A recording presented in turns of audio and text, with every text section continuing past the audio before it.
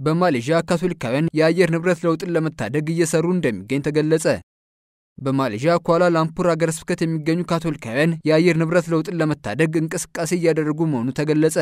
እንቅስቃሴው የርዕሰ ሊቃነ ጳጳሳት ፍራንቺስኮስ ከዛሬ 10 ዓመት በፊት ተፈጥሮን ስለመጠበቅ በጻፉት ላውዳቶ ሲ ሰነድ መሰረት ከፈረንጆቹ 2023 ጀምሮ ሲደረግ እንደነበር ተገልጿል። በዚህም የአየር ንብረት ለውጥ መታደግ እንቅስቃሴ በተለይም በቤተክርስቲያኗ በሚዘጋጁ እውነቶች ላይ ምንም አይነት የፕላስቲክ ውጤቶችን አለመጠቀምና የቆሻሻ አወጋገድ ላይ ጥንቃቄ ማድረግ በዋናነት ይጠቀሳል። ከዚህም በተጨማሪ በሀገረ ስብከቱ ያሉ ቁምስናዎች የካርቦን ልቀት እንዲቀንሱ ማበረታታት ከእንቅስቃሴዎቹ መካከል የሚጠቀሱ ናቸው። የኳላ ላምፑር ሀገረ ስብከት ሊቀ ጳጳስ ብፁዕ አቡነ ጁሊያን ብዙ ስራዎች ተሰርቷል፣ ነገር ግን ይህን ዓለም አቀፍ የአየር ንብረት ቀውስ ለመታደግ በአካባቢና በዓለም አቀፍ ደረጃ በርካታ ስራዎች መሰራት አለባቸው ሲሉ ተናግረዋል። ብፁዕነታቸው ቁምስናዎች አካባቢያዊ ለውጦችን እንዲያደርጉም እያበረታቱ መሆናቸውን አመላክተዋል። በፈረንጆቹ 2023 በጀመረው የአየር ንብረት ለውጥን መታደግ እንቅስቃሴ በማሌዥያ ሀገር የሚገኙ ሁሉም ሀገረ ስብከቶችና አብያተ ክርስቲያናት በቆሻሻ ቅነሳና መልሶ መጠቀም ዙሪያ ስራዎችን እየሰሩ እንደሚገኝ ዩሲኤ ኒውስ ዘግቧል።